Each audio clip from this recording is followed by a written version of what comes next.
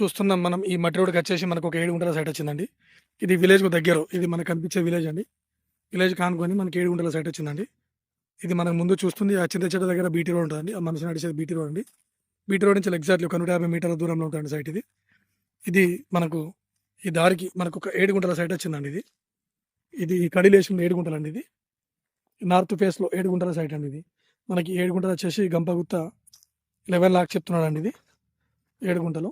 మనకిది Hyderabad to Siddipet వెళ్ళే Karimnagar national హైవేకు exactly ఒక 4 kilometre దూరంలో ఉంటదండి. మంచి రెడ్ సాయిల్ ఇది. నార్త్ ఫేస్‌లో. చిన్న ఎవరికన్నా తక్కువ బడ్జెట్‌లో కావాలనుకున్న వారికి మంచి సైట్ అండి ఇది. నేషనల్ హైవేకి చాలా దగ్గరలో అంటే ఒక 4 కిలోమీటర్ దూరంలో ఉంటదండి ఇది. మనకి కొండపాక మండల్ కూడా ఎగ్జాక్ట్‌లీ ఒక 4 కిలోమీటర్ దూరంలో ఉంటది సైట్ ఇది.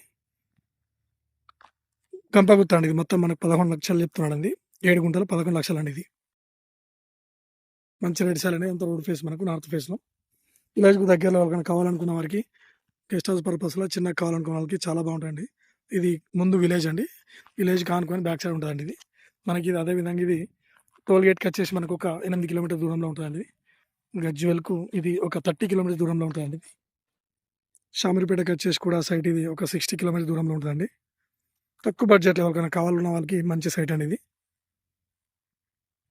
మంచి రెడ్ సాయిల్ అండి ఇది. చిన్న బడ్జెట్‌లో చిన్న ఫార్మ్ హౌస్ లాంటి వాళ్ళకు చాలా బాగుంటదండి. విలేజ్‌కు దగ్గరలో సైట్ ఇది. మంచి రెడ్ సాయిల్ అండి.